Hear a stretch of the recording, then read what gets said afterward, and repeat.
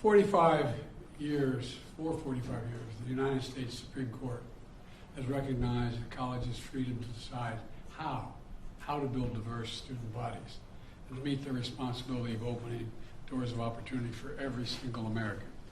In case after case, including recently, just as a few years ago in 2016, the court has affirmed and reaffirmed this view that colleges could use race not as a determinative factor for admission, but as one of the factors among many in deciding who to admit from a already qualified pool of applicants. Today, the court once again walked away from decades of precedent and as the dissent has made clear. The dissent states in today's decision, quote, rolls back decades of precedent and momentous progress, end of quote.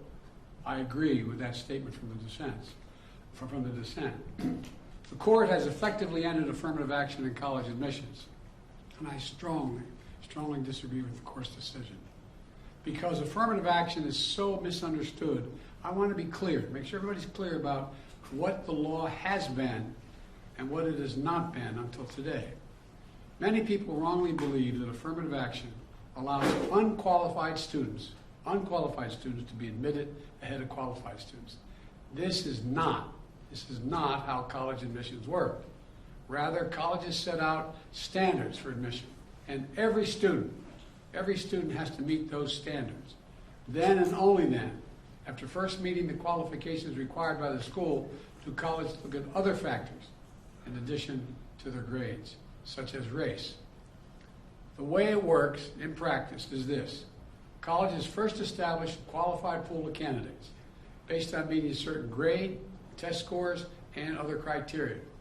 Then and only then, it is from this pool of applicants, all of whom have already met the school standards, that the class is chosen after weighing a wide range of factors, among them being race.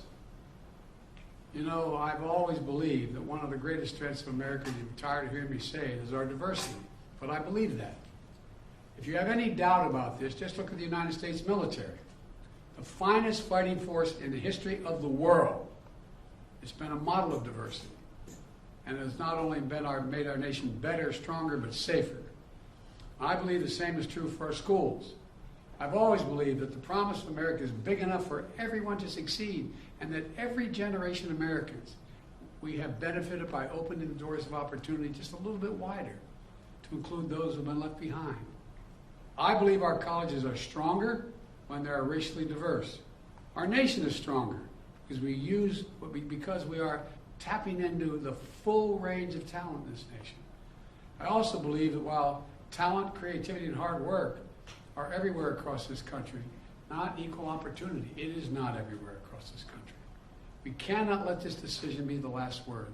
I want to emphasize, we cannot let this decision be the last word.